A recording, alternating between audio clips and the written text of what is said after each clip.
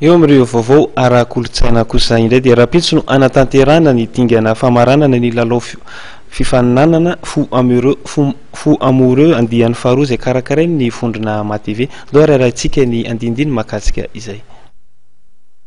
Ho fantatra rahampitso ireo mpifankatia ny batany loka goavana tamin'ilay fifaninanana fo amoureux andian'ny faharoa ny rana tamin'ny vondrona matv. Tsy ahivina fa namokatra horonan-tsara mitotaly 7 sekondra mamintina ny tantaram-pitiavan'izy ireo mpifankatia nandray anjara. 7 ireo mpifankatia voasafidy fa hanao ny fifaninanana. Nisy ny fisafidianana tamin'ny alalan'ny SMS natao ka nahafahana nampafantatra ny nahazo loka goavana.